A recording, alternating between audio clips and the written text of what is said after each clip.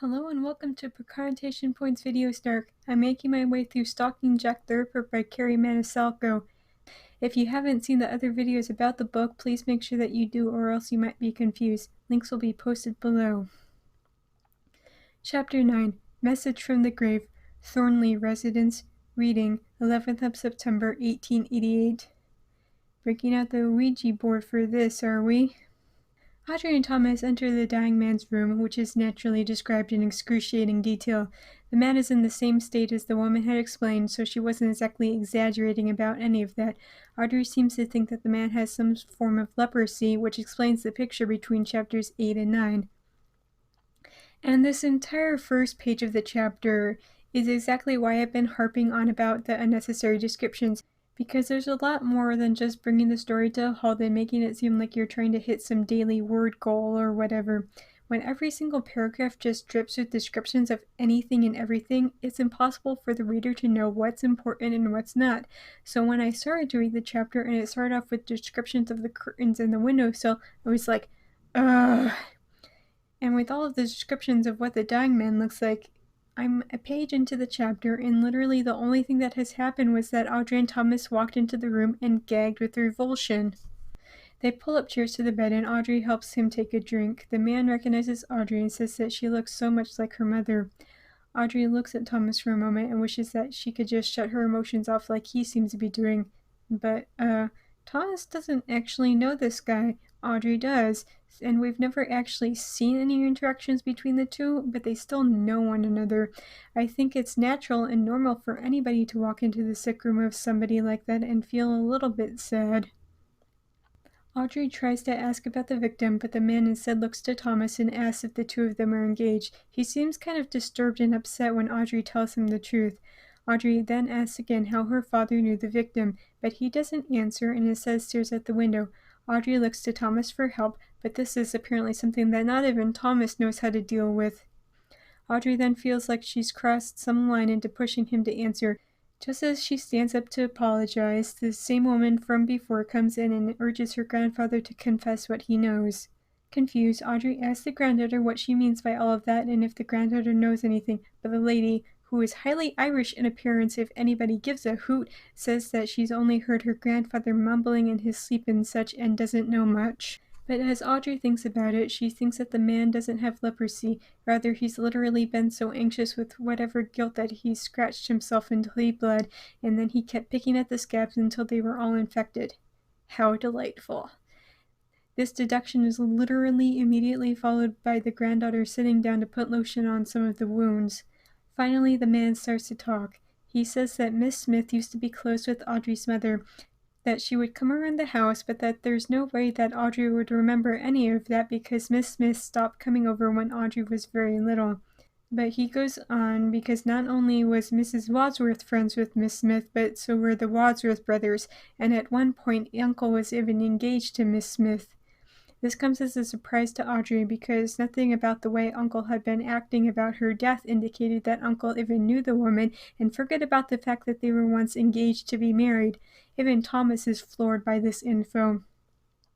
Audrey asks why her father would have kept track of her like that. The man says that there's only two things about Miss Smith, that she was engaged to Uncle, and then he kind of has a bizarre fit, maybe a seizure of some kind, I don't know.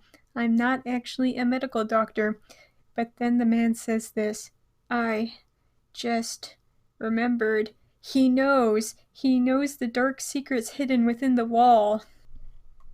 Audrey asks who he's talking about and what wall, and he goes on, he knows what happened. He was there that night. That's ominous. And I'm sure that when it becomes relevant again, it'll be stupid. Thomas gets the men to calm down some, but he's still talking in riddles. He eventually says that somebody named Alistair knows. This is unhelpful to Audrey since she doesn't know anybody by that name. He's still trying to get out some important information, but then, because we all knew he would, he then dies.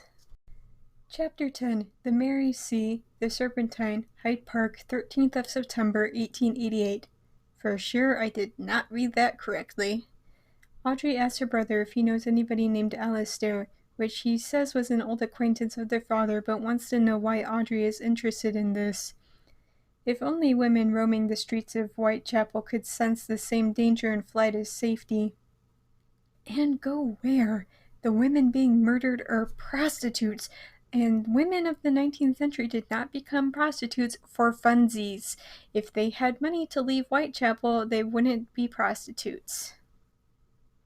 She then goes off on a bizarre tangent about how she wishes that people died like plants do during the winter, only to come back in the spring. After taking a moment for Audrey to complain about their aunt's upcoming visit, Nathan asks where Audrey went the other day. She lies and says that she found the name when she was snooping through Father's office. Nathan chides her over that and says he can't protect her from her own stupidity, but he goes on to say that Alistair was a former carriage driver, which is not what he said at the start of the chapter, and I honestly don't know why the book needed 2 pages just to get to the singular point.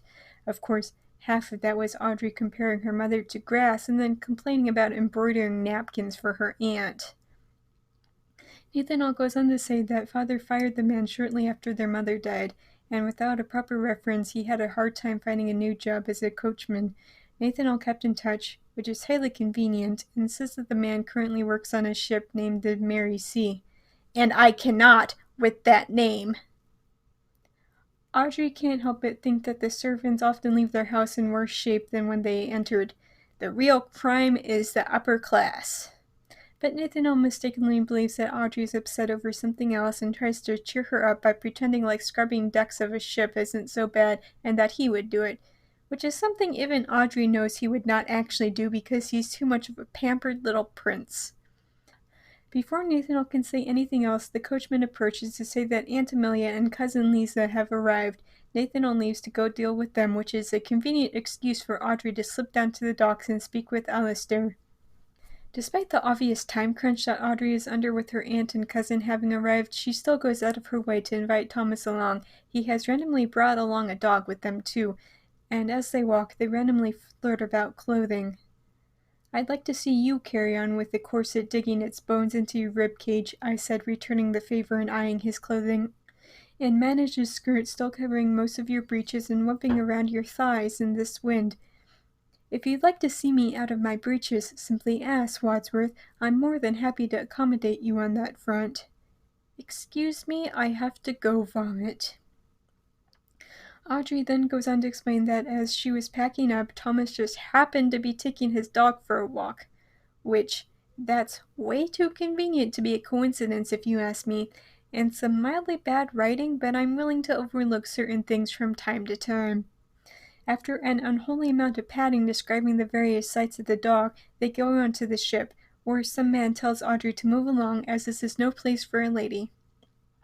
But Audrey decides to pretend to be an actual lady for once and starts talking about calling over the nearby police officer and implies that they know about the shady business the ship is doing. I have no idea how they got that info or if it's just common knowledge that all ships are selling their cargo on the side or whatever. But it does the trick, especially when Audrey starts throwing her status and title around. The man tells Audrey where Alistair should be. And then the chapter randomly comes to a close, because having a plot and actually moving the story along, I guess. Thanks for listening to my book Snark on YouTube.